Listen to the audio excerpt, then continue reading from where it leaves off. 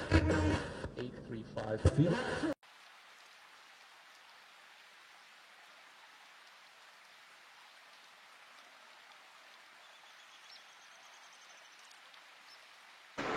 வண்டல் நகர்னா சரி திருவண்ணாமலைன்னு வச்சுங்களேன். திருவண்ணாமலையில இருக்கிற ஒரு செடி எடுத்துன்னு போயிட்டு சாக்கடை பூமி எது சென்னையா சரி வச்சுக்கோங்க இருக்கிற சென்னையில எடுத்து போய் நட்டீங்கன்னா அந்த செடி முதல்ல கருத்து சுருங்குது, மனசுல அந்த மனம்லாம் என்ன வாசனையெல்லாம் மாறிடுது, வேற ஒரு செடியா வளர ஆரம்பிச்சிடுது. இந்த சூழல் எப்படி மாத்துது செடியை? இந்த சூழல் இருந்த ஒரு செடி அந்த சூழலுக்கு தகுந்த மாதிரி தன்னை தகவமைத்துக் கொண்டு அது என்ன ஆயிடுது, அது வேற செடியா வளர ஆரம்பிச்சிடுது இல்லையா? சரி, செடி வேற வழி இல்லை, அது இடம்பெயராது இல்லையா? ஆனா நீங்கள்லாம் மனுஷங்க என்ன பண்ண முடியும்? ஒரு இடத்துல இன்னொரு இடத்துக்கு இடம்பெயர முடியும். உங்கள் சூழலை நீங்கள் மாற்றிக்கொள்ள முடியும். ஒரு நல்ல சூழல் இல்லை அப்படின்னு தெரிஞ்சதுன்னா அந்த சூழலை மாற்றிக்கொண்டு நீங்க என்ன செய்யணும்? வேற ஒரு சூழலுக்கு உங்களை மாற்றி செல்ல வேண்டும். கொஞ்ச நாளைக்கு முன்ன நீங்க பேப்பர்ல படிச்சிருப்பீங்க, ஒரு பீடி தொழிலாளியினுடைய மகன் அந்த தமிழ்நாடு அரசினுடைய உயரிய பதவியான குரூப் 1 சர்வீஸ்ல பாஸ் ஆயிட்டு டெப்டி கலெக்டர் அந்த போஸ்டுக்கு செலக்ட் ஆயிருக்காங்க. அந்த பீடி தொழிலாளி தான், அந்த சூழல் தான். அந்த சூழல்ல இருந்து அவங்க என்ன பண்ணிக்கிறாங்க, படிக்கக்கூடிய சூழலை மாத்திக்கிறாங்க. அவங்க மாத்திட்டு வந்துட்டாங்க. அப்புறம் பாத்தீங்கன்னா இன்னொரு செய்தி படிச்சாங்க. இப்ப காஞ்சிபுரத்துல இறையன்பு இருந்தார் தெரியும்ல, சீஃப் செக்ரட்டரியா இருந்தார்.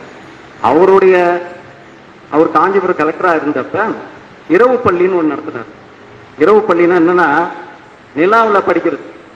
ஏன்னா அங்கெல்லாம் தறி, காஞ்சிபுரத்துல ஃபுல்லா தறி வேலை செய்யறவங்க இல்லையா? அந்த தறி வேலை செய்யறதுனால படிப்பு ஸ்கூலுக்கு அனுப்ப மாட்டாங்க. அவங்களெல்லாம் கூட்டு வச்சு நிலவொளி பள்ளின்னு வச்சு நடத்தினார். அப்ப நிலவொளி பள்ளியில படிச்ச இளையராஜான்ற ஒருத்தர் இப்ப குரூப் 1 ஆபீசர் ஆயிருக்காரு. சூழல் எப்படி இருந்தாலும் அதை நம்மை மாற்றிக்கொண்டு அங்கிருந்து விடுபட்டு நமக்கு இலக்கை நோக்கிய சூழலை நாம் அமைத்துக் கொள்ள வேண்டும். இன்னொரு கவிதை உங்களுக்கு நல்லா பிடிக்கும்னு நினைக்கிறேன். வாயிலே அழுக்கென்று நீர் எடுத்து கொப்பளித்து, வாயில அழுக்கென்று நீர் எடுத்து கொப்பளித்து, கொப்பளித்து கொப்பளித்து வாயும் ஓயவில்லை, அழுக்கும் போகவில்லை, உற்று பார்த்தேன் நீரே அழுக்கு. என்ன புரியுதா? திருவள்ளுவர் சொல்றேன், வாயிலே அழுக்கென்று நீரெடுத்து கொப்பளித்தே, கொப்பளித்து கொப்பளித்து வாயும் ஓயாமல் அழுக்கும் போகாமல் உற்று பார்த்தேன் நீரே அழுக்கு அப்படின்னு சுப்பிரமணிய ராஜு ஒரு கவிதை எழுதியிருக்காரு. அழுக்கு நீர் எடுத்து வாய் கொப்பளிச்சா அழுக்கு போகுமா வாய்க்கு? இதேதான். நீ என்னதான் நீ உன்னோட செயல் அரிய ஏற்கரிய செயலை நீ செய்தாலும் உன்னுடைய சூழல் சரியில்லை என்றால் அது ஆற்றல் வீணடிக்கப்படும். மறந்துடக்கூடாது. நீங்க பனைமரத்துக்கு அடியிலிருந்து நீங்க பாலை குடிச்சாலும் மோரை குடிச்சாலும் நீ கல்லு குடிச்சேன்னு சொல்லுவாங்க இல்லையா? அது சூழலுக்காக சொல்றாங்க. இப்ப நான் ஒரு ஐடியா வச்சிருக்கேன். என்னன்னா கிருபானந்த வாரியார் என்ன பண்ணுவாரா, அவர் சொற்பொழிவு ஆட்டு முடிச்ச உடனே ஒரு கேள்வி கேட்பாராம். கரெக்டா பதில் சொல்றவங்களுக்கு ஒரு பரிசு கொடுப்பாராம். அவரோட பாணியை பின்பற்ற. ஆனா சொற்பொழிவுல இருந்து கேள்வி கேட்பாரு அவர். நான் அப்படி இல்லை, சும்மா உங்களுக்கு ஒரு ஜாலியா ஒரு விடுகதை கேட்கிறேன். விடுகதைக்கு யார் பதில் சொல்றாங்களோ அவங்களுக்கு ஒரு பரிசு. அது பரிசு ஒரு சின்ன பரிசு தான். ஆனா அந்த பரிசு சிறப்பு பரிசு. என்ன சிறப்புன்னு சொல்லிட்டு நான் பரிசு கொடுக்கும்போது சொல்றேன். சரியா? கேட்கலாமா? நான் ஒரு பார்த்து முடியும் போதும் உங்களுக்கு ஒரு செய்தி சொல்றது முடிக்கும் போதும் ஒரு விடுகதை, நான் விடுகதையோ இல்லை கேள்வியோ கேட்பேன். கவனிச்சீங்கன்னா கரெக்டா சொன்னீங்கன்னா ஒரு பரிசு. ரொம்ப சிம்பிளான கொஸ்டின், எளிதான கொஸ்டின், உடனே சொல்லிடுவீங்கன்னு நினைக்கிறேன். பார்க்கலாம். உடம்பு இல்லாத ஒருவன் 10 செட்டை அணிந்திருப்பான். அவன் யார்? நீதான் ஃபர்ஸ்ட் கை தூக்கணும். சொல்லு. சூப்பர், கை தட்டுப்ப. என்ன ஆன்சர் சொல்லிச்சு? வெங்காயம் இல்லையா? ரொம்ப சிம்பிளானதுதான். அது அந்த பேனா என்ன தெரியுமா? அது சீடு பென், சீடு பென்சில்னு சொல்லலாம். ஏன்னா எழுதிட்டு கடைசியில இவ்வளவு சின்னதான பிறகு வீட்டுல மண் சாடி இது இருக்குல்ல, தாடியில நட்டு வைங்க, அது செடியா வளரும். அது என்ன செடின்னு அதுல போட்டிருக்கு பாரு. என்ன போட்டிருக்கு அதுல? கத்திரிக்காயா? சரி, கவனிக்கிறீங்களாப்பா? அடுத்தது போலாமா? இப்ப முக்கியமானது போப்போம். அதாவது இப்ப சூழல், எண்ணம் அப்படின்னு பார்த்தோம். இந்த எண்ணம் சூழலை நாங்க சரியாதான் வச்சிருக்கணும்னு பாக்குறோம், ஆனா எங்களால முடிய மாட்டேங்குது. என்ன பண்றது? அதுக்கு என்ன தேவை? அதுக்கும் மகரிஷி அவர்கள் வழி சொல்லியிருக்கார். ஒழுக்கம். என்னடா இது, பள்ளியிலயும் ஒழுக்கம், வீட்லயும் ஒழுக்கம், இங்கேயும் ஒழுக்கம்ன்றீங்கன்னு பார்க்காதீங்க. இந்த ஒழுக்கம் ஒரு வித்தியாசமான ஒரு ஒழுக்கத்தை சொல்றாரு. ஒழுக்கம்னா என்னன்றத பார்க்கலாம். ஒழுக்கத்தை பத்தி ஒரு திருக்குறள் சொல்லுங்க. Very good. உயிரை போன்றது ஒழுக்கம் இல்லையா? சரி, மகரிஷி என்ன சொல்றாருன்னா ஒழுக்கத்தை அறம் என்கிறார். அறம், அது ஒரு அறம்ன்றார். இருக்கிறதுலேயே மிக சிறந்த அறம் ஒழுக்கம் தான் அப்படின்ற. ஒருவர் பிறரால் மதிக்கப்படுவது, ஒருவர் பிறரால் மதிக்கப்படுவதற்கு முழு முதல் காரணம் ஒழுக்கம் தான்.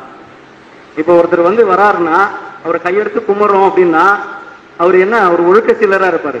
உதாரணத்துக்கு ஒரு கற்பனை பண்ணி பார்த்துங்க, திடீர்னு மகரிஷி எழுந்து இப்படி வராரு, என்ன பண்ணுவீங்க நீங்க எல்லாரும்? அப்படியே எழுந்து வணங்குவீங்களா? அந்த அந்த மரியாதை அவருக்கு எப்படி கிடைக்குது? அவர் ஒழுக்க சீலராக இருக்கிறதுனால. சோ மற்றவர்களுக்கு நாம் மதிப்பு மிக்கவராக இருக்க வேண்டும் என்றால் நாம் ஒழுக்க சீலராக இருக்க வேண்டும். அவர் என்ன சொல்றாரு மகரிஷி அவர்கள்? எழுத்தறிவு, தொழிலறிவு, இயற்கை தத்துவ அறிவு, ஒழுக்க பழக்கங்கள் உணர்த்தும் முறையே கல்வி அப்படின்னு சொல்றாரு. எழுத்தறிவு தெரியும், எழுத படிக்கிறது. தொழிலறிவு, ஒரு தொழில ஏதாவது ஒரு தொழில ஸ்கில்ல டெவலப் பண்ணிக்கிறது. அப்புறம் இயற்கை தத்துவ அறிவு, நமக்கும் இயற்கைக்குமான அந்த தொடர்பு, காந்த விசை, அதெல்லாம் நீங்க இன்னும் கொஞ்சம் பெரிய படிப்பீங்க. இயற்கை தத்துவ அறிவு. இது தவிர ஒழுக்க பழக்கங்கள். ஒழுக்க பழக்கங்கள்னா என்ன? தம்பி எல்லோ சார் நீ எழுந்துரு. ஒழுக்க பழக்கம்னா என்னன்னு சொல்லு, ஏதாவது ஒண்ணு உதாரணம் சொல்லு. ஒழுக்க பழக்கம்னா என்ன? அது என்னடா பழக்கத்துல ஒழுக்க பழக்கம்னு சொல்லியிருக்காரு மகரிஷி. அது என்னது? பழக்கம் கொடியதுன்றாங்க. என்னது? பழக்கம் கொடியதுதான். ஏன் பழக்கத்தை கொடியது பாருன்றாங்க? அதுல போயிட்டா அதுல இருந்து மீண்டு வர்றது ரொம்ப கஷ்டம். நல்ல பழக்கமா இருந்தா பிரச்சனை இல்லை. காலையில 5:30 மணிக்கு எழுந்து பயிற்சி செய்வோம், உடற்பயிற்சி செய்வோம் அப்படின்றது ஒரு நல்ல பழக்கம். இது எத்தனை பேர்கிட்ட இருக்கு? கை தூக்குங்க பார்க்கலாம். காலையில 5:30 மணிக்கு எழுந்திருக்கும், உடற்பயிற்சி செய்யறோம். பரவாயில்ல, 4-5 பேர் இருக்குங்க. சரி, இது நல்ல பழக்கம் உங்களுக்கு தானா வந்துடும். இனிமேட்டு நீங்க அது நீங்க அதுக்காக முயற்சி எடுக்கிறதால பழக்கம் ஆயிடுது. ஆனா தீய பழக்கம், ஒரு போதை பழக்கத்துக்கு அடிமையான ஒருத்தர் அதுல இருந்து மீண்டு வர எவ்வளவு கஷ்டப்படுறாரு. அது முடியுமா? முடியாம ரொம்ப அவஸ்தைப்படுறாரு நிறைய பேர், போதை பழக்கத்துக்கு போனவங்க எல்லாம். சோ அப்ப பழக்கம் கொடியதுன்றார். அப்ப நம்ம வழக்கப்படுத்திக் கொள்ள வேண்டிய பழக்கங்கள் எது எது? ஒழுக்கமான நல்ல பழக்கங்களை மட்டுமே நாம் வழக்கப்படுத்திக் கொள்ள வேண்டும். அதுக்கு ஒழுக்கமான பழக்கங்கள்னா என்ன, எப்படி சொல்றாரு? ஒழுக்கமான பழக்கங்கள் எதை சொல்லலாம்? ஏதாவது ஒண்ணு சொல்லுங்க. இப்ப காலையில எழுந்துக்கிறது சொன்னீங்க, அந்த மாதிரி ஒழுக்கமான பழக்கம் வேற என்ன இருக்கு? நம்ம பேச்சிலும் நடத்தையிலும் பண்பில்லாத வார்த்தைகளையும் தேவையில்லாத மிடுக்கையும் தவிர்த்து அடக்கத்தையும் பண்பையும் காட்ட வேண்டும் என்கிறார். இதுதான் முக்கியமானது. அதாவது மற்றவர்களுக்கு மரியாதை காட்டவும் இனிய இதமான சொற்களை பயன்படுத்தவும் நாம் தெரிந்திருக்க வேண்டும். மற்றவர்களுடைய மனது புண்படும்படி நாம் பேசக்கூடாது. இனிய இதமான வார்த்தைகள், அதாவது வே ஆஃப் எக்ஸ்பிரஷன் சொல்றாங்க. நீ சொல்ற விதம் இருக்குல்ல, அந்த விதம் ரொம்ப முக்கியம். இதுக்கு ஒரு சின்ன ஒரு உதாரணம் சொல்றேன். கிருபானந்த வாரியார் அவர்கள் அவருடைய சொற்பொழிவு பார்த்தீங்கன்னா அதுல சொல்லியிருக்காரு ஒருத்தர். அதை நான் உங்களுக்கு சொல்றேன். அதாவது இப்ப கணவன் மனைவி இருக்காங்க. அதுல ஒரு மனைவி அதிகமா பேசக்கூடியவளா இருக்கு, ரொம்ப பேசுறாங்க. ஏதோ ஒரு தகராறு வருது, ரொம்ப பேசிக்கினே இருக்காங்க. மனைவி அதிகமா பேசுறாங்க. அந்த கணவன் என்ன பண்ணுவாரு? அவங்கள பேச வேணாம்னு சொல்றதுக்கு என்ன பண்ணுவாரு? டேய் தம்பி, நீ சொல்லு, இப்ப உனக்கே கல்யாணம் ஆகுது, இப்போ உன் மனைவி பேசினே இருக்காங்க, நீ எப்படி பேசாம தடுப்ப? இனிமே இப்படி பண்ண மாட்டேன், தயவு செஞ்சு கொஞ்சம் அமைதியா இருக்குன்னு சொல்லுவேன். பணிவான ரெக்வெஸ்ட் கொடுப்பேன். நல்ல கணவன் நீ, ரைட்டு. ஆக்சுவலா வாய மூடு அப்படின்னு சொன்னா அவர் ஒரு மூட கணவன். இல்லையா? இதே வந்து நீ அமைதியா இருக்கும்போது எவ்வளவு அழகா இருக்க அப்படின்னு சொல்றது, அது எப்படி இருக்கு? நீ அமைதியா இருந்தா ரொம்ப அழகா இருக்க அப்படின்னு சொன்னா அது புத்திசாலித்தனவன் அப்படின்னு சொல்றது. இதுதான் சொல்ற விதம் தான் வித்தியாசப்படுது.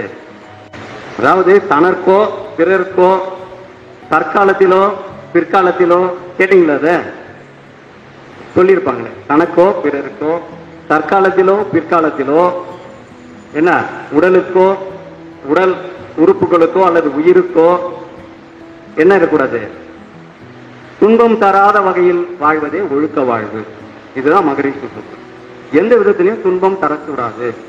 இப்ப உங்க பெற்றோர்கள் உங்க ஆசிரியர்கள் ஏதோ உங்களை சொல்றாங்க, இப்ப நீங்க இந்த காலத்து பசங்க என்ன பண்றீங்க? எதிர்த்து பேசுறீங்க. ஏப்பா போன்லயே இருக்கே, என்ன கொஞ்சம் படியாண்ணா? ஆமா, நீங்க மட்டும் சீரியல் பாப்பீங்க, நான் போன் பார்க்க கூடாதா? இப்படி கேக்குறீங்களா? இப்படிலாம் கேட்க ஆரம்பிச்சிட்டீங்க. இப்ப இதெல்லாம் என்னன்னா, அந்த ஆசிரியர்களுக்கும் சரி பெற்றோர்களும் சரி உங்க நல்லதுக்கு தான் சொல்றாங்க. ஆனா அது தெரியாம நீங்க என்ன பண்றீங்க? புண்படும்படி பேசி விடுகிறீர்கள்.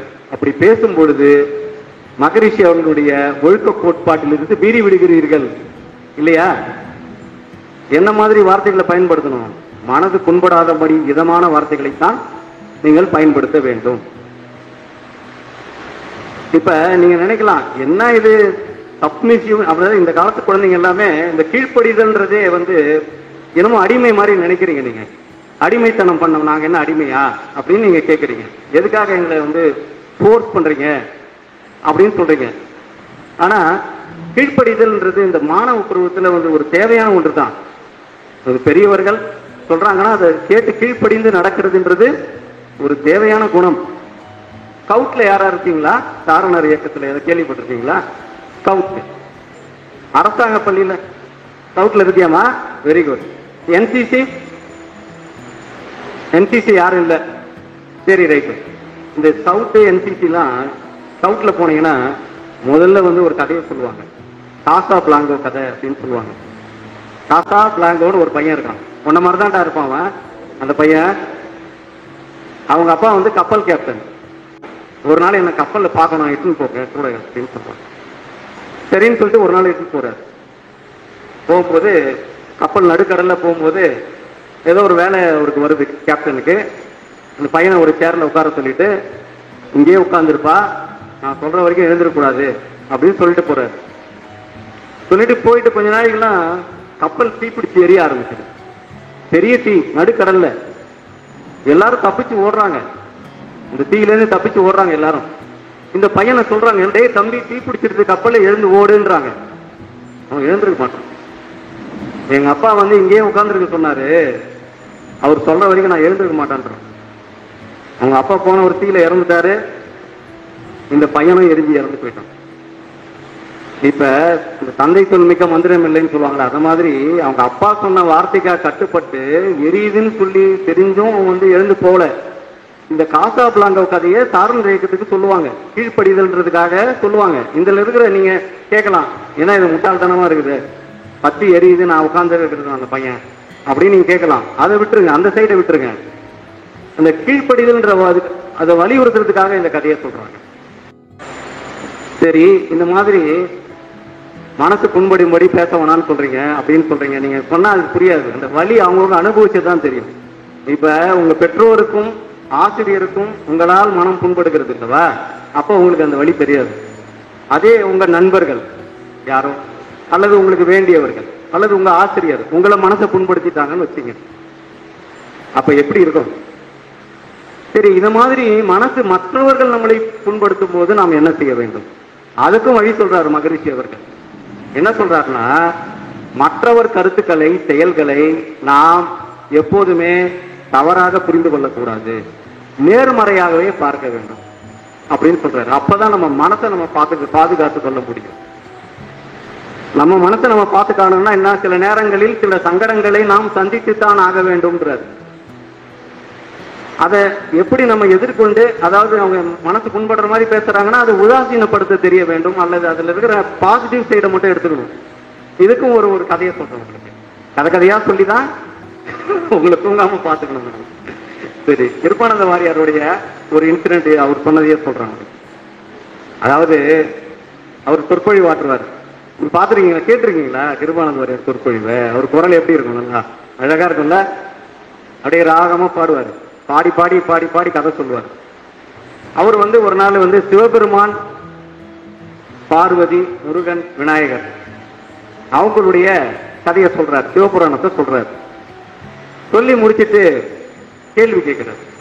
அந்த கேள்வி கேட்டு பதில் சொன்னா அந்த புத்தகத்தை அப்படி தூக்கி போடுவார். அவரோட ஸ்டைல் அது. கரெக்டா சொன்னியானே இந்த அப்படி இவ்வளவு புத்தகம் வச்சிருப்பாரு, ஒரு புத்தகம் தூக்கி போடுவார். அந்த மாதிரி கேள்வி கேட்கிறார். தம்பி இதை யாராவது சொல்லுங்க, முருகனுடைய அப்பா யாரு அப்படின்னு கேட்கிறாரு. முருகனுடைய அப்பா யாருன்னு கேட்ட உடனே ஒரு பையன் எழுந்தான், சிவாஜி அப்படின்னா. என்னடா இது எல்லாம் சரி சிவாஜின்னு சொல்றானே தான். அப்ப திருவிளையாடல் படம் அப்ப நல்லா ஓடி தியேட்டர்ல. அப்ப சிவாஜி கணேசன் தான் லார்டு சிவாவா நடிக்கிறாரு. அதனால அந்த பையன் சிவாஜி அப்படின்னு. எல்லாரும் சிரிக்கிறாங்க. ஆனா தம்பி நீ சரியாக சொன்னா இங்க வா அப்படின்னு சொல்லிட்டு ஒரு பரிசு கொடுக்குறாரு. என்ன எல்லாம் பாக்குறாங்க. அவன் சரியாதான் சொல்லியிருக்கான், மரியாதையா சொல்லியிருக்கான். நேருவை நேருஜின்னு சொல்றோமா, காந்திய காந்திஜின்னு சொல்றோமா, சிவாவை சிவாஜின்னு சொல்லியிருக்கான் அவன் அப்படின்னு. இப்ப இதுல இருக்கிற நகைச்சுவையாக நேர்மறை சிந்தனையோடு அதை அப்படி எடுத்துக்கினாரு பாருங்க. அந்த மாதிரி சில நேரங்கள்ல தவறாக நம்மளை பேசும் பொழுதும், நம்மளுக்கு புரியாத, அதாவது நம்ம மனசு புண்படி மாதிரியான பேசும் பொழுதும் நம்ம என்ன செய்யணும்? நம்ம பாசிட்டிவா தான் நம்ம எடுத்துக்கணும். இந்த ஆட்டிடியூடுன்னு சொல்லுவாங்க இங்கிலீஷ்ல. நேற்று சார் காலையில ஏதாவது சொன்னார் ஆட்டிடியூடு பத்தி, காலையில பேசும்போது இல்லையா? ஆட்டிடியூடுனா நம்ம எடுத்துக்கிற விதம். இப்ப பாரதியார் என்ன சொல்றாரு பாருங்க, இருட்டுன்றது இருக்குல்ல, இருட்டை எப்படி தெரியுமா சொல்றாரு பாரதியாரு? இருட்டு என்பது குறைந்த வெளிச்சம்ன்றார். எவ்வளவு அழகா சொல்றாரு பாருங்க. இருட்டுன்னு சொல்லாத, குறைந்த வெளிச்சம்ன்றார். சோ இத மாதிரி நம்ம எடுத்துக்கிற விதம் தான் நம்ம நம்ம மனசை காப்பாத்தி. இப்ப உங்களுக்கு கேள்வி நேரம். இந்த பதில சொல்லிடுவீங்க, அந்த சைட்ல சொல்றாங்களா பார்க்கலாம். அடித்தாலும் உதைத்தாலும் அழமாட்டான் அவன் யார்? ஏய் நீயே சொல்லிடுங்க, சொல்லு. பந்து, ஆனா உனக்கு பரிசு இல்லை. வேற யாராவது சொல்லுங்க. சரி வேற கொஸ்டின் கேட்டுருங்க விடு. ஏன்னா கொடுத்தவங்களே கொடுக்க கூடாது இல்ல. யாரும் ஏற முடியாத மரம், கிளைகள் இல்லாத மரம், அது என்ன மரம்? ஓடிய ஓடிய ஓடிய சூப்பர். சரி, இது மாதிரி ஆட்டிடியூடுன்னு சொன்னல, இந்த ஆட்டிடியூட நம்ம சரியான ஆட்டிடியூட நம்ம வச்சுக்கணும்னு சொல்றோம் இல்லையா? அப்ப அதுக்கு என்ன பண்றோம்னா, கேள்விப்படுகிற எல்லா விஷயங்களையும் முழுமையாக அப்படியே நம்பி விடக்கூடாதுன்னு மகரிஷி சொல்றார். கேள்விப்படுகிற எல்லா விஷயங்களையும் அப்படியே முழுமையாக நம்பி விடக்கூடாது. அது ஏன்னா நிறைய நேரம் பொய்க்கு உண்மையை விட வலிமை அதிகமாக இருக்கிறது. அது வேகமாக பரவுகிறது. இப்போ வாட்ஸ்அப், ஃபேஸ்புக், இன்ஸ்டா இதெல்லாம் என்ன ஆகுது? நிறைய தகவல்கள் என்ன வருது? பொய்யான தகவல்கள்லாம் வருது. அது அப்படியே நம்பிடக்கூடாது. நீங்க அது நிறைய உங்களை ஏமாத்துற மாதிரி வருது. சில பேர் போன் பேசி ஃப்ராட் எல்லாம் நடக்குது, கேள்விப்பட்டிருப்பீங்க இல்லையா? போன்ல இப்ப நாங்க இங்க இருந்து பேசுறோம், உங்களுக்கு ஒரு பார்சல் வந்தது, அந்த பார்சல் போதைப் பொருள் இருக்கு, நீங்க போலீஸ் ஸ்டேஷனுக்கு வாங்க, போலீஸ் ஸ்டேஷனுக்கு உங்க மேல கம்ப்ளைண்ட் கொடுக்க போறோம், இல்லைன்னா இவ்வளவு பணம் கொடுங்க அப்படின்னு கேட்பாங்க. அதெல்லாம் ஏமாந்துடக்கூடாது. இதெல்லாம் உங்களுடைய ஓடிபி நம்பர் சொல்லுங்க, ஆதார் கார்டு நம்பர் சொல்லுங்க, இப்படி எல்லாம் கேட்பாங்க. இந்த போலி முகங்கள் இப்ப நிறைய நடமாட ஆரம்பிச்சிருக்கு இல்லையா? இதுல இருந்து உங்களை காப்பாற்றிக் கொள்ள வேண்டும். எப்பயுமே நல்ல ஞாபகம் வச்சுங்க, பொய்யை விட உண்மை அழகாக தெரிகிறது இல்லையா? அதுக்கு ஒரு உதாரணம் சொல்றேன். சார்லி சாப்ளின் தெரியும்ல உங்களுக்கு, சிறந்த நடிகர், நகைச்சுவை நடிகர். சார்லி சாப்ளின் மாதிரி யாராவது நடிச்சுக்காமீங்க. இந்த சார்லி சாப்ளின் வாழ்ந்த காலத்துல ஒரு மாறுவேட போட்டி நடத்தினாங்க. மாறுவேட போட்டி. என்ன மாறுவேட போட்டினா, சார்லி சாப்ளினா நடிக்கணும், அதான் மாறுவேட போட்டி. அதுல நிறைய பேர் கலந்துக்கிறாங்க. சார்லி சாப்ளினா வேஷம் போட்டு நடந்துக்கிறாங்க. அதுல உண்மையான சார்லி சாப்ளினும் கலந்துக்கிறாரு. இந்த விஜய் டிவில ஒரு டிவி வரும், என்ன ப்ரோக்ராம் அது, கரெக்டா சொல்லுங்க. டூப்பா ஏதோ ஒண்ணு இருக்கும். அது இது எதுன்னு ஒரு ப்ரோக்ராம் இருக்குல்ல, அதுல உண்மையானவங்க போலியானவங்க ஒன்னா கண்டுபிடிக்க சொல்லுவாங்க இல்லையா? அத மாதிரி உண்மையான சார்லி சாப்ளினும் கலந்துக்கிறாரு. யாரோட? மாறுவேட போட்டி நடந்துக்கிறவங்களோட. இதுல யாரு ஃபர்ஸ்ட் பிரைஸ் கிடைச்சிருப்பாங்க? சார்லி சாப்ளின் தானே கிடைச்சிருக்கணும். அவருக்கு 2வது பரிசு தான் கிடைச்சிடும். முதல் பரிசு வேற ஒருத்தர் கிடைச்சிடும். அப்ப பொய்யை விட உண்மை வந்து உண்மையை விட பொய் வந்து உங்களை ஏமாற்றும் தன்மை கொண்டது. கண்ணை நம்பாதே உன்னை ஏமாற்றும் அப்படின்னு எம்ஜிஆர் பாட்டு இருக்குல்ல, அதை பார்த்து ஏமாந்துடக்கூடாது. அது மாதிரி நம்ம மனுஷங்கள்லாம் இப்ப வந்து பாத்தீங்கன்னா நிறைய போலி முகமூடிகள் அணிந்து திரிகிறார்கள். அவர்களிடமிருந்து உங்களை தற்காத்துக் கொள்ள வேண்டும். அந்த போலி முகமூடிகளை நீங்கள் இனங்காண தெரிந்த ஆற்றலை வளர்த்துக் கொள்ள வேண்டும். மனுஷன் சாப்பிடுறாண்டா தம்பி பயலே, அந்த நிலைமை மாறுவதெப்போ தீருவதெப்போ நம்ம கவலை அப்படின்னு மருதகாசி வந்து எப்போ பாடியிருக்காரு. அது இன்னைக்கு அதிகமா தான் ஆயிடுச்சு குறையில இல்லையா? இப்போ ஒரு பிரேக். இன்னொரு கொஸ்டின். 1000 அறைகள் கொண்ட பிரம்மாண்டமான மிட்டாய் கடை, அது என்ன? 1000 அறைகள் கொண்ட பிரம்மாண்டமான மிட்டாய் கடை. யார் தேன் சொன்னது? ஒடியா தேன் கூடு. சரி, இப்ப இந்த ஆற்றல் சொல்லும் போது மகரிஷி சொன்ன ஒரு விஷயம் நான்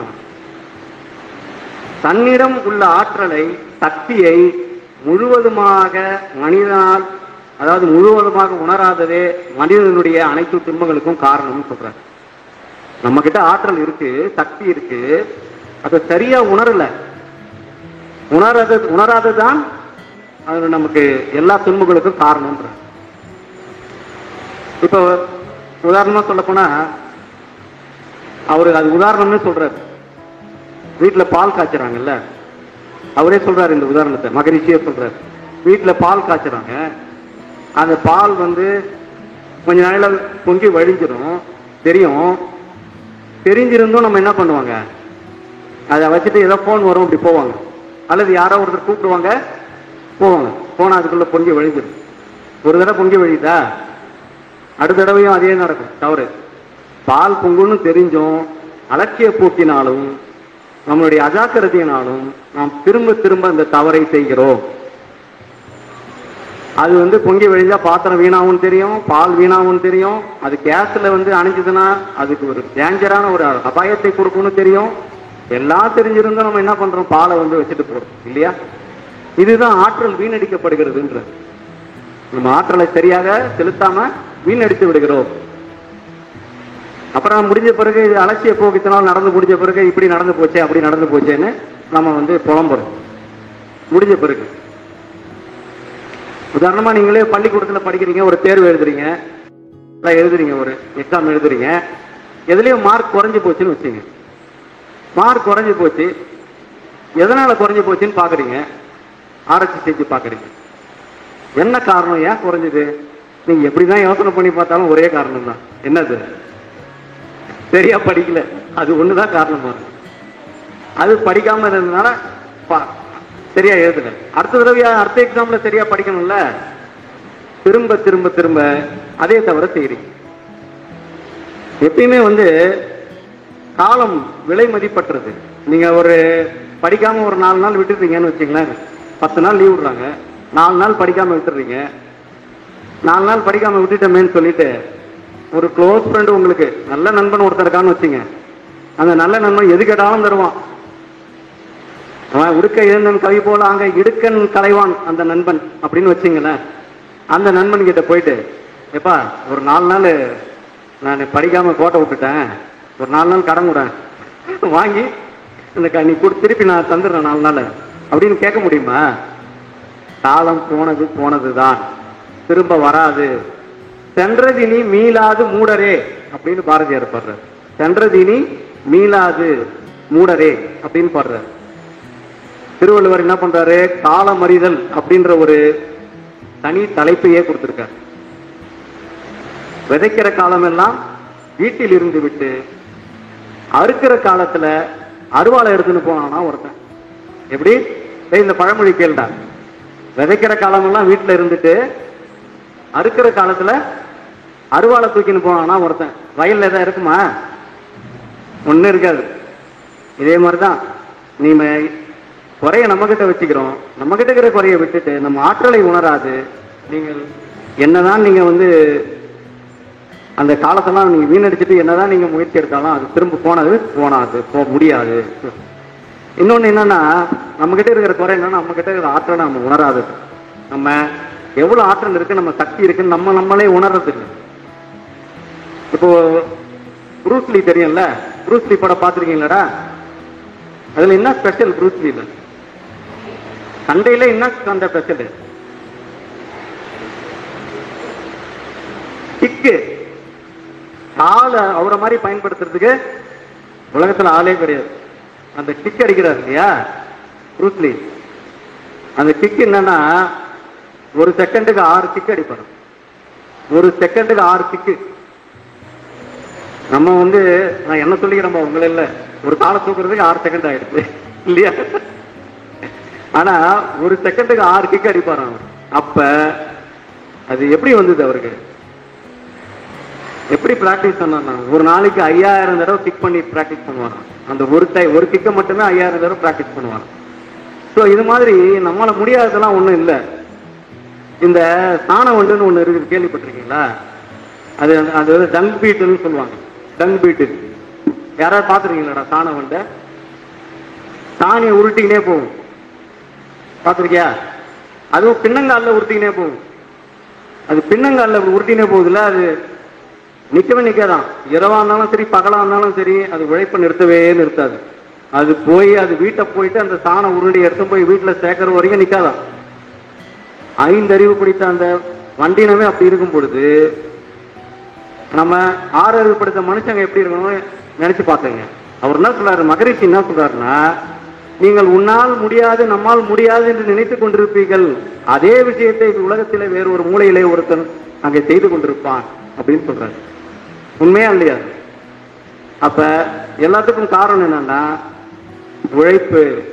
அதாவது ஊழையும் உப்பக்கம் காண்பர், உழைவின்றி தாழாது உணர்த்துபவர் அப்படின்னு திருவள்ளுவர் சொல்றார். ஊழையும் உப்பக்கம் காண்பர், உழைவின்றி தாழாது உணர்த்துபவர் அப்படின்னா என்ன அர்த்தம்? ஓயாமல் உழைப்பை சிந்தக்கூடியவர்கள் விதியையே புறமுதுகிட்டு ஓட செய்வார்கள். விதியே ஓடி போயிடும் உழைப்புனால. இந்த ஆற்றலை நாம் பயன்படுத்துறது.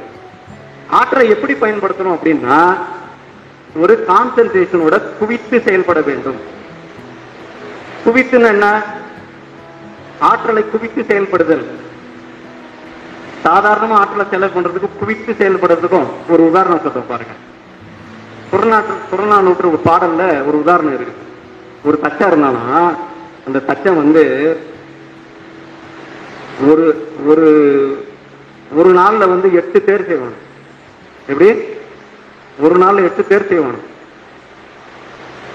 அந்த ஒரு நாள்ல 8 பேர் செய்யற திறன் கொண்டவன் 1 மாதமாக முயற்சி செய்து ஒரே ஒரு தேர்கால் மட்டும் செஞ்சான்.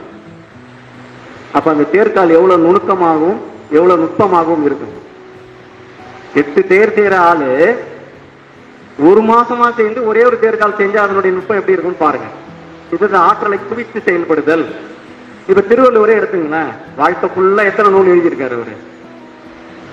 ஒரே ஒரு திருக்குறள் மட்டும் தான் எழுதியிருக்காரு. வாழ்க்கை ஃபுல்லா சிந்திச்சு சிந்திச்சு திருக்குறள் மட்டும் தான் எழுதியிருக்காரு.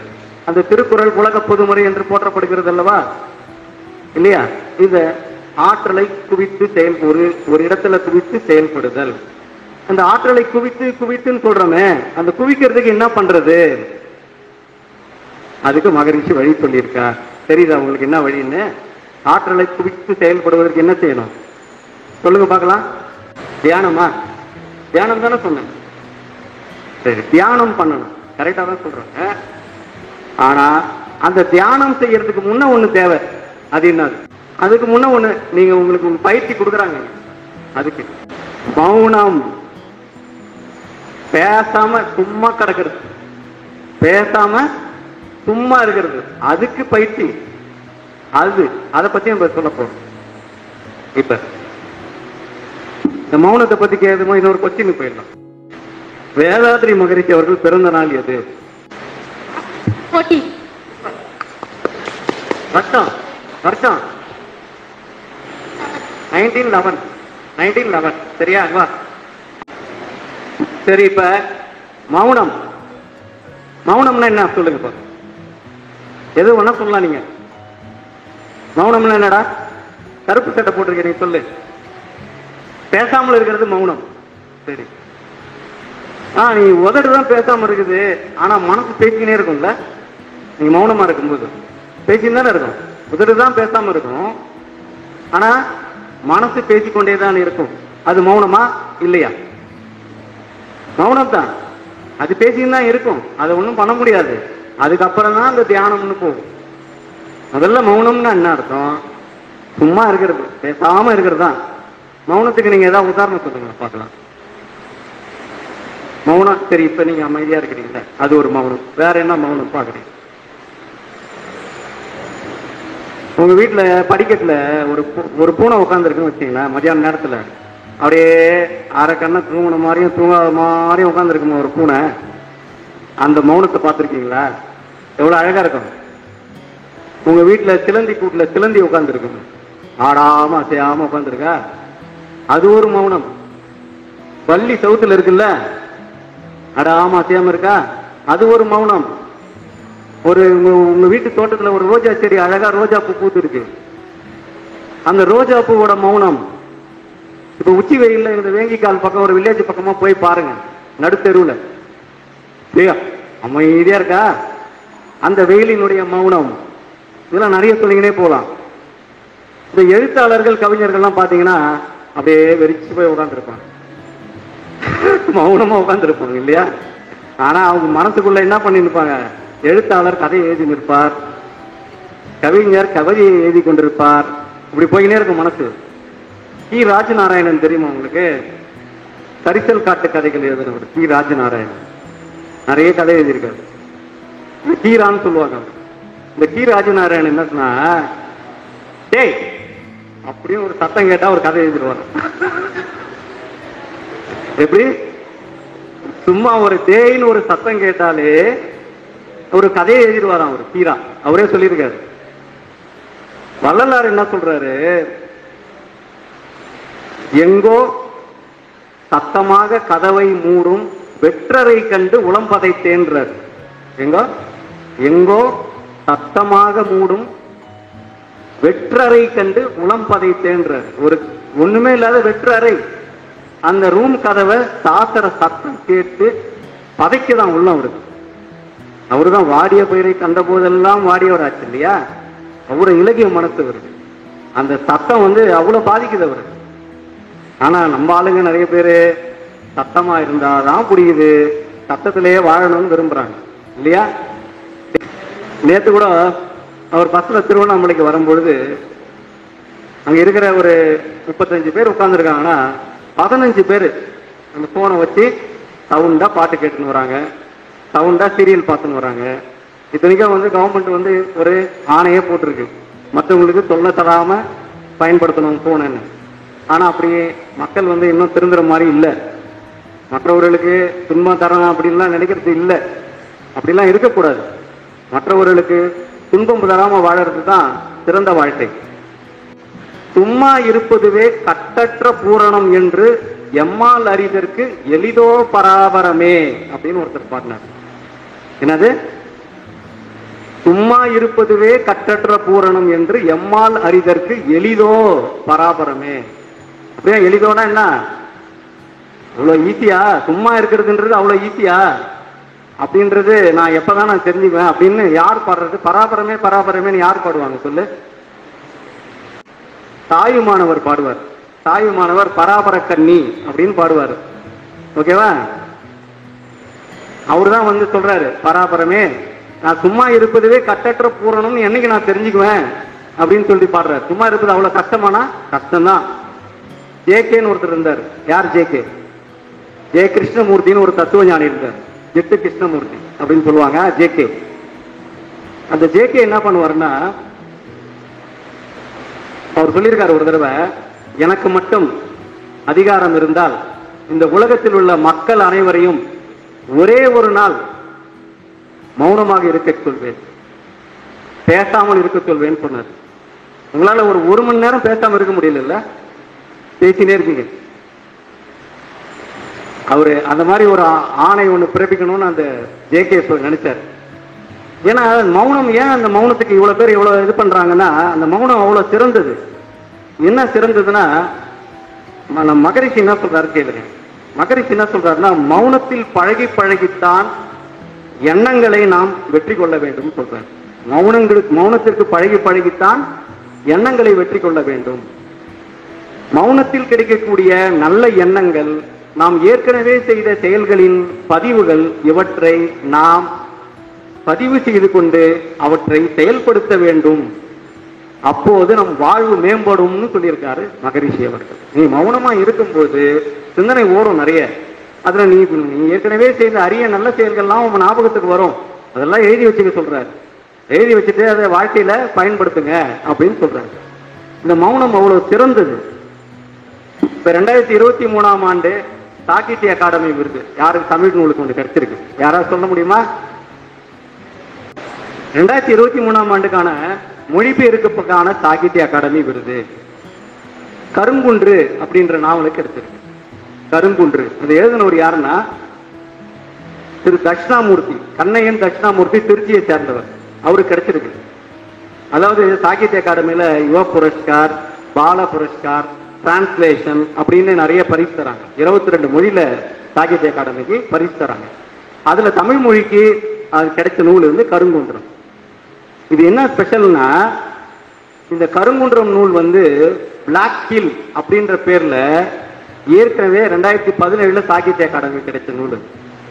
2017 அதுக்கு சாகித்ய அகாடமி அவார்டு கிடைச்சிருக்கு. அது எழுதினவங்க மமாங் தாய் அப்படின்ற ஒரு IAS ஆபீசர்.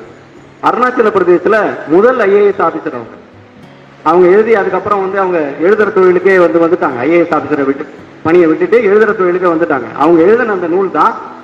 அது என்ன கதை அப்படின்னா, ஒரு பிரெஞ்சு பாதிரியார் வந்து அருணாச்சல பிரதேச வழியா திபத்துக்கு போறார். போற வழியில அங்க மக்கள் எல்லாம் சந்திக்கிறார். அந்த தொகுப்பு தான் அந்த நூல். அதுதான் வந்து ஒரு டிரான்ஸ்லேட் பண்ணி இப்ப சாகித்ய அகாடமி வாங்கியிருக்காரு. இதை ஏன் இப்ப சொல்றேன் அப்படின்னா, அதுல சில வரிகள் வருது. அது என்னன்னா, சொற்கள் இன்றி வாழ்வது நல்லது அப்படின்னு அந்த மக்கள் பேசிப்பாங்க. அந்த பழங்குடி மக்கள் சொற்கள் இன்றி வாழ்வது நல்லது, பேசாம இருக்கிறது ரொம்ப நல்லது. உறக்க பேசினால் வார்த்தைகள் சக்தியற்று போகும். உறக்க பேசினால் வார்த்தைகள் சக்தியற்று போகின்றன. அமைதியாக வார்த்தைகளை உள்ளுக்குள்ளேயே நாம் வைத்திருப்பதுதான் நல்லது அப்படின்னு சொல்றாரு அந்த கதையில வருது.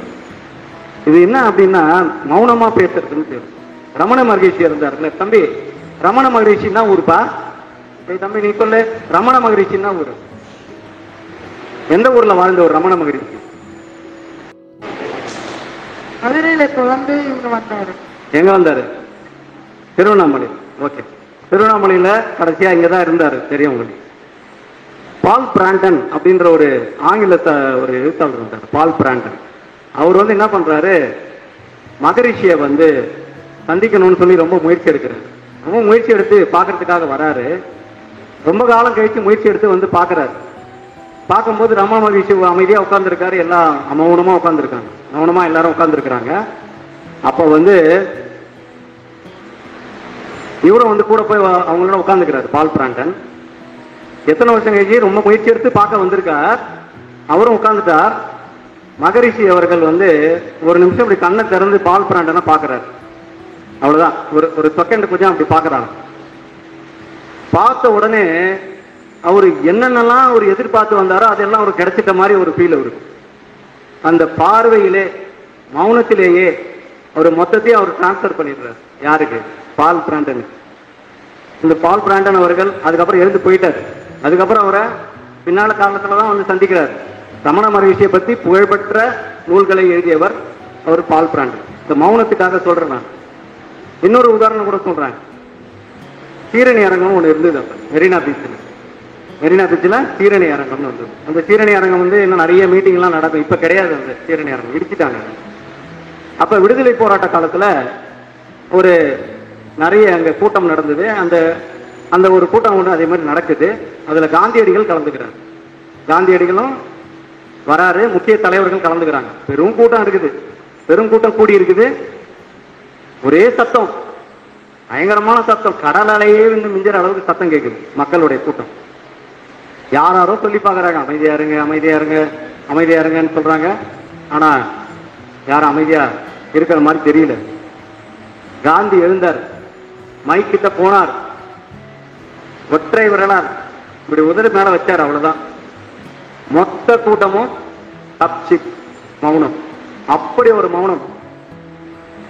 அந்த மௌனத்துக்கு எதனால வந்து அந்த மௌனம் ஏற்பட்டதுன்னா அந்த ஆளுமை. காந்தின்னா ஒரு சாதாரணமா சட்டை கூட போட மாட்டார். ஆஃப் நேக்கடு பக்ரி அப்படின்னு சொல்லிட்டு வின்சென்ட் சர்ச்சில் சொல்லியிருக்கார். அவரை கேலி பண்ணியிருக்கார். அப்படி ஒரு எளிமையான ஒரு தோற்றம் கொண்டவர் தான். ஆனால் அகிம்சை என்ற ஆயுதம் அவர்கிட்ட இருந்தது. அந்த ஆளுமையின் காரணமாக அவர் அவ்வளவு மக்கள் வந்து அவரை மரியாதை கொடுத்தாங்க. அதே மாதிரி நமக்கு ஆளுமையோட ஒருத்தர் கிடைச்சார். அவர் தான் நம்ம மகரிஷி அவர்கள். இப்போது எங்க பார்த்தாலும் மௌனம் சம்பந்தமான பயிற்சி கொடுத்துன்னு இருக்காங்க. ஒரு மௌன புரட்சியே அவங்க அந்த அறிவு திருக்கோயில்கள் வழியாக நடந்து கொண்டிருக்கிறது. அவர்களுக்கெல்லாம் ஆசிரியர்களுக்கு பாராட்டை தெரிவித்துக் கொள்கிறேன். ஆகவே மாணவர்களே, மௌனமாக இருந்து ஆற்றலை சேமித்து பழகுங்கள். அடுத்து நம்ம சப்ஜெக்ட் போறதுக்கு முன்ன ஒரு கொஸ்டின். சிட்டுக்குருவி தினம் என்னைக்கு கொண்டாடுறாங்க? March correct. மார்ச் 20 தான் உலக சிட்டுக்குருவி தினம். அடுத்தது இயற்கையை பேணுதல் பத்தி பார்க்கணும். இயற்கையை பேணுதல், அனைத்து உயிர்கள் மீதும் அன்பு செலுத்துதல். இது கூட அன்பு செலுத்துறதை பத்தியும் வந்து மகரிஷி அவர்கள் சொல்லியிருக்காங்க. அதாவது காலநிலை மாற்றம், அது உங்களுக்கு நல்லா தெரிஞ்சிருக்கும். காலநிலை மாற்றம் என்ற வலுவான சவால் உங்களுக்கு முன் காத்து கிடக்கிறது. உங்களுக்கு எல்லாம் தெரிஞ்சதுதான். நீங்க புவியினுடைய உறைபனி யுகம்னு சொல்லுவாங்க. அதாவது அப்படியே பனி உறைபனியா உறைஞ்சு போயிருந்ததுதான் பூமி ஒரு காலத்துல. அதுக்கப்புறம் இன்னைக்கு 21,000 ஆண்டுகள் ஆகியிருக்கிறது. 21,000 ஆண்டுகள் கழித்து இப்ப 3 டிகிரி செல்சியஸ் உயர்ந்திருக்கிறது. 21,000 ஆண்டுகள்ல 3 டிகிரி செல்சியஸ் உயர்ந்திருக்குது புவியினுடைய வெப்பம். அதுல 1 டிகிரி செல்சியஸ் மட்டுமே கடந்த நூற்றாண்டில் அதிகமானது. கடந்த நூற்றாண்டில்ன்றது என்னது? தொழிற்புரட்சி ஏற்பட்ட அந்த காலகட்டத்துக்கு பிறகு 1 டிகிரி செல்சியஸ் உயர்ந்திருக்கிறது. அது மட்டும் இல்ல, 2060க்குள்ள 1.5 டிகிரி உயரப்போகுதாம். 1.5 டிகிரி. ஆனா 1.5 டிகிரி உயரப்போகுதுன்னு கணிச்சிருக்கிறாங்கல்ல, அதுக்கு முன்னவே இந்த மே மாசம் 2024 அந்த 1.5 ரீச் ஆயிடும் சொல்றாங்க. என்ன நடக்க போகுதுன்னே தெரியல. ஒரு பெரிய அபாயம் நமக்கு காத்து இருக்கிறது. நம்ம அதை உணராமல் நம்ம கேர்லெஸ்ஸா தான் இருக்கிறோம்னா நம்ம சொல்லணும். இப்ப நாங்க எங்க முன்னோர்கள் அனுபவித்த இயற்கை உங்களுக்கு கிடைக்கவில்லை. அதாவது எங்கள் முன்னோர்கள் அனுபவித்த கிடைக்க எங்களுக்கு கிடைக்கல. நாங்க அனுபவித்த இயற்கை வந்து நிறைய வளங்கள் உங்களுக்கு கிடைக்கவில்லை. இயற்கை வளங்களை நாம் ஒவ்வொன்றாக இழந்து கொண்டே இருக்கிறோம். ஒரு பாரதிதாசன் ஒரு கவிதையில சொல்றாரு, இது கவனிக்கிறீங்களாப்பா? இது நல்லா இருக்கு, கேளு. நான் ஒரு கவிதை சொல்லுவேன், அது எதை பத்தி சொல்றாரு பாரதிதாசன் சொல்லுங்க பார்க்கலாம். அதாவது மாமல்லபுர செலவு அப்படின்னு சொல்லிட்டு ஒரு கவிதை அதுல தலைப்புல எழுதியிருக்காரு பாரதிதாசன். படிக்கவா? சென்னையிலே ஒரு வாய்க்கால் புதுச்சேரி நகர் வரை நீளும். சென்னையிலே ஒரு வாய்க்கால் புதுச்சேரி வரை நீளும். அன்னதில் தோணிகள் ஓடும், எழில் அன்னம் மிதப்பது போலே. அன்னதில் தோணிகள் ஓடும், எழில் அன்னம் மிதப்பது போலே. எண்ணரும் தோழரும் நானும் ஒன்றில் ஏறி அமர்ந்திட்ட பின்பு சென்னையை விட்டது தோணி, பின்பு தீவிரப்பட்டது வேகம் அப்படின்னு சொல்றாரு. எவ்வளவு அழகா சொல்றாருல்ல. இது எதை பத்தி சொல்றாரு? யாரையாவது கண்டுபிடிக்க முடியுதா? கூவமா? கூவம் பாண்டிச்சேரிக்கு போலியே. மரக்காணத்திலிருந்து அந்த பக்கம் ஆந்திராவில் வந்து விசாகப்பட்டினம் வரைக்கும் இப்போ நீர்வழி போக்குவரத்து நடந்திருக்கு அந்த காலத்துல. இது என்னது? பக்கிங்காம் கால்வாய் அப்படின்னு சொல்றாங்க. இந்த பக்கிங்காம் கால்வாய் வந்து பெரும்பகுதி இப்போது ஆக்கிரமிப்பு இல்லாமலே போயிடுது. இப்ப பக்கிங்காம் கேனல் இல்லையா? இது மாதிரி அன்னைக்கு இருந்தது இப்ப இன்னைக்கு இல்ல, நாளைக்கு எப்படி இருக்குன்னு தெரியாது. இந்த பூமி வந்து வாழ தகுதியற்றதாகி விடும் சொல்றாங்க. வேற கிரகம் தான் பார்த்துட்டு போகணும் நீங்கெல்லாம். அப்ப இயற்கையை வந்து நீங்க சரியா கவனிச்சிக்கலனா, இயற்கையை நீங்கள் இயற்கைனா என்ன? நம்ம எல்லாமே இயற்கை தான். பாரதிதாசன் வந்து கொண்டாடுறாரு பாருங்க. பாரதியார் வந்து ஒரு இயற்கையை எப்படி கொண்டாடுறாரு பாருங்க. காக்கை குருவி எங்கள் ஜாதி, நீள் கடலும் மலையும் எங்கள் கூட்டம், நோக்கும் திசையெல்லாம் நாமன்றி வேறில்லை, நோக்க நோக்க களியாட்டம் சொல்றாரு. அவ்வளவு சந்தோஷமா கொண்டாடுறாரு இயற்கையை. அதனால பறவைகள் எல்லாத்தையும் நேசிங்க. வீட்டு மாடியில நீங்க ஒரு கப்புல தண்ணி வைக்கலாம், பறவைகளுக்கு தானியங்களை வைக்கலாம். இது மாதிரி யாராவது வைக்கிறீங்களா? Very good. இப்படிதான் நம்ம இயற்கையை அட்லீஸ்ட் இதெல்லாம் செய்ய முடியலனாலும் ஒரு வேலை செய்யாம இருக்கணும். ஒரு செயல் மட்டும் செய்யாம இருக்கணும். அது என்ன தெரியுமா? எங்கனாவது மரத்துல கூடுகள் பொந்துகள் பார்த்தீங்கன்னு வச்சுங்க, அது களைச்சிடக்கூடாது. ஏதாவது கிளைய வெட்ட போய் அதுல ஏதாவது கூடு கட்டி இருந்தது அப்படின்னா, பறவை கூடு கட்டி இருந்ததுன்னா அந்த கிளையை வெட்டக்கூடாது, விட்டுடணும். ஒரு குடும்பத்தையே அழிச்ச மாதிரி ஆயிடும். பறவை குடும்பத்தையே அழிச்ச மாதிரி ஆயிடும். இருவாச்சி பறவைன்னு ஒரு பறவை இருக்கு. இருவாச்சி பறவை. அந்த இருவாச்சி பறவைன்றது பெரிய பறவை. அது எங்க வீடு கட்டுன்னா, மழைக்காடுகள்ல வந்து உயரமான மரங்களில அந்த பொந்துகள்ல வீடு கட்டும். இந்த பொந்துகள் மரப்பொந்து இருக்குல்ல, அந்த மரப்பொந்தை வந்து அப்படியே வந்து கழிவுகள் மூலம் அப்படியே அது மூடிடும். அது மூடிட்டு ஒரே ஒரு போல் மட்டும் வச்சுக்குமா, ஒரே ஒரு தண்டு மட்டும் வச்சுக்குமா. அது தண்டை வச்சுட்டு அந்த அழகை அப்படி நீட்டிக்குமா வெளியில. பெண் பறவை நீட்டிட்டு அப்புறம் முட்டையிட்டு அதுல அதுக்குள்ள குஞ்சு பொரிக்கும். அந்த பறவை குஞ்சுகள் வந்த பிறகு தன்னுடைய இறகுகள் முழுவதுமாக அது உதிர்த்து விடும். அதுல அந்த கூட்டுக்குள்ள உதிர்த்து விடும். ஏன்? அந்த இறகுகள் வந்து அது மெத்து அது குத்தாம இருக்கிறதுக்காக, குஞ்சுகளுக்கு சாஃப்டா இருக்கிறதுக்காக அந்த இறகுகளை உதிர்த்து கொடுக்கும். அந்த முட்டையிலிருந்து குஞ்சு வந்த பிறகு அதுல உட்கார்ந்து குஞ்சுகள். ஆண் பறவை போய் எங்கன்னா போயிட்டு என்ன பண்ணும், அதனுடைய தீனி எடுத்துன்னு வரும். அது ஒரு சவுண்டு கொடுக்கும் போது அழகு மட்டும் வெளியே நீட்டுமா அந்த பறவை. அப்படி வெளியே நீட்டின உடனே சாப்பாடை கொடுக்குமா, அது சாப்பாடை வாங்கி எல்லாருக்கும் ஊட்டி விடும். இப்ப ஒரு கற்பனை பண்ணி பாருங்க நீங்க. சப்போஸ் அந்த ஆண் பறவை திரும்பி வரல, சாப்பாடு எடுத்துன்னு வரல, என்ன வருது? போன பறவை திரும்பி வரல. இதெல்லாம் பறக்க கூட முடியாது. ஏன்னா இறகுகள் ஃபுல்லா அது உதிச்சிருக்கு இல்லையா? இறகுகளே அது கிடையாது. அப்ப அந்த குடும்பம் அழிய வேண்டியதுதான். இதை இன்னொரு விதமா திங்க் பண்ணி பாருங்க. ஆண் பறவை தீனி எடுத்துன்னு வருது, அந்த பெண் பறவை இருந்த கூட காணோம், களைச்சாச்சு யாரோ. அப்ப ஆண் பறவை தேடி தேடி பார்க்குது, கூட காணோம். எவ்வளவு அவஸ்தையா இருக்கும். ஒரு பறவையினுடைய குடும்பத்தினுடைய அழிவு. அதுக்கு வழி வைக்கக்கூடாது. பறவைகள்லாம் ரொம்ப புத்திசாலித்தனமான பறவைகள்.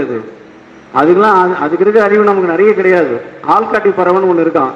அது வந்து கணந்துள்னு சொல்றாங்க. ஆள்காட்டி பறவை. அது என்ன தெரியுமா பண்ணுவான்? காட்டுல வெளியாட்கள் யாராவது அயல் யாராவது வந்தாங்கன்னா ஒரு சவுண்டு கொடுத்து எல்லாரும் காட்டி கொடுக்கணும்.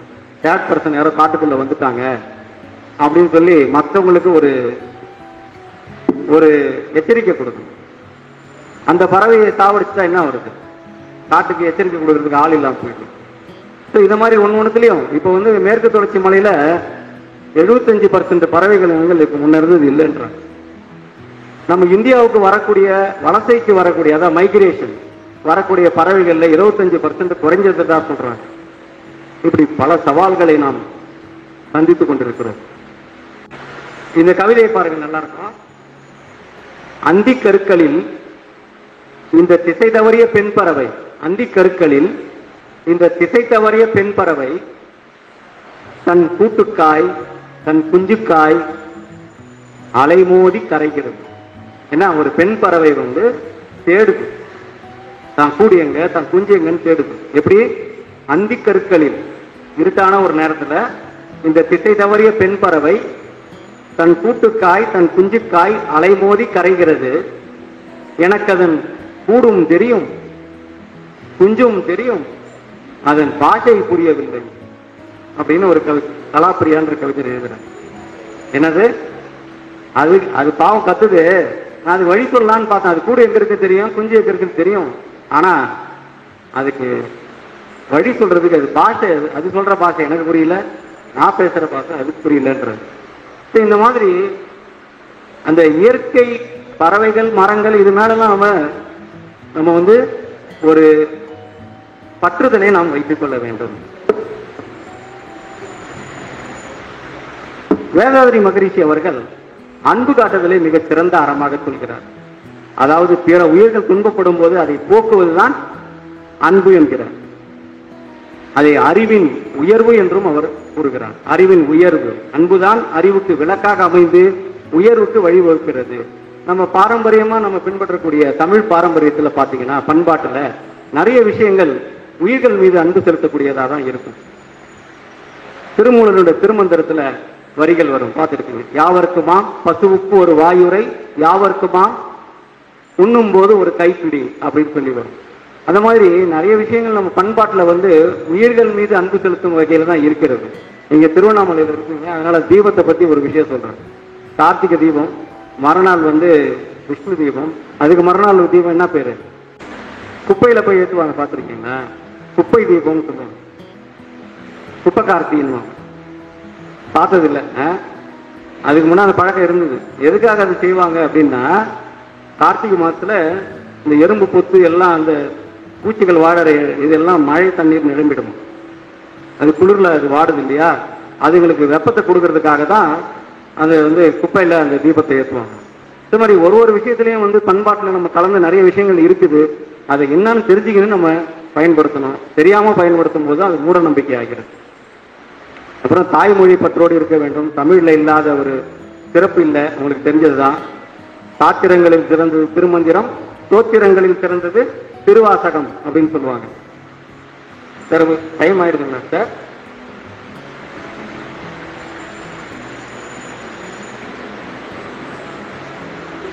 சரி, அதே மாதிரி மொழிப்பற்றுன்ற மாதிரி நாட்டுப்பற்றும் வேணும். நாட்டுப்பற்றுன்றது என்னன்னா, நான் உங்களுக்கு சொல்ல வேண்டியது என்னன்னா, இப்ப நீங்க அரசாங்க பள்ளி, அரசாங்கம் உங்களுக்கு நிறைய சலுகைகள் தரும். அரசு பள்ளியில படிக்கிறவங்களுக்கு நிறைய திட்டங்களை கொடுக்குறாங்க.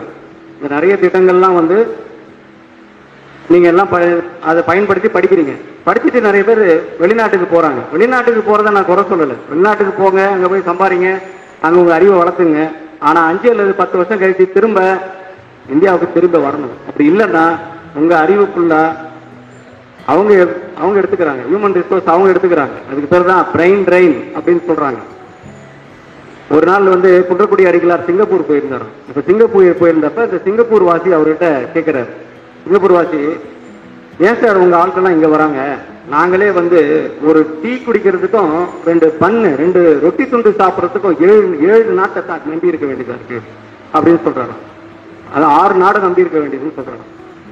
என்ன இது 6 நாடை நம்பி இருக்கீங்கன்னு கேட்டா, குடிநீருக்கு நாங்கள் மலேசியாவில் நம்பி இருக்கிறோம், மலேசியாவில தான் குடிநீரை நம்பி இருக்கிறோம். அடுத்தது தேயிலைக்கு நாங்க இலங்கையிலிருந்து தேயிலை வருகிறது. பாலுக்கு டென்மார்க்கை நம்பி இருக்கிறோம். சர்க்கரைக்கு பிஜி தீவை நம்பி இருக்கிறோம். ரொட்டி துண்டுக்கு தாய்லாந்தை நம்பி இருக்கிறோம். கடைசியில குடிக்கிற கப்புக்கு சைனாவை நம்பி இருக்கிறோம். அப்ப எல்லாமே நாங்க வெளியில இருந்து வாங்குறோம். ஆனா இந்தியாவில் அப்படி இல்லையே, எல்லாமே உங்களுக்கு கிடைக்குது இல்ல, உங்க ஏன் இவங்க இளைஞர்கள்லாம் இங்க வராங்கன்னு கேட்கிறாங்க. அவங்க கேட்கறது சரியான கேள்வி தானே. நமக்கு இந்த எந்த வளம் இல்லை இந்த நாட்டில், இருந்தாலும் நாம் ஏன் அங்க போறோம்? கொஞ்சம் சிந்தித்து பாருங்கள். ஓகேவா? போங்க, போயிட்டு திரும்பி வந்துருங்க. இறுதியாக, எனக்கு வேண்டும் உலகம் ஒரு கடலாய், இந்த உலகுக்கு வேண்டும் நானும் ஒரு துளியாய் அப்படின்ற இன்குலாப் கவிதை. எனக்கு வேண்டும் உலகம் ஒரு கடலாய், இந்த உலகுக்கு வேண்டும் நானும் ஒரு துளியாய். இந்த உலகம் பிறந்தது எனக்காக தான், உலகத்தை வந்து உங்களுக்காக தான்.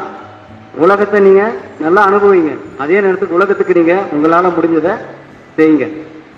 ஆள் போல் பிழைத்து அருகு போல் வேரோடி மூங்கில் போல் குற்றம் முறியாமல் வாழ்வீர் என்று உங்களை எல்லாரையும் வாழ்த்தி விடைபெறுகிறேன். நன்றி, வணக்கம், வாழ்க வளமுடன்.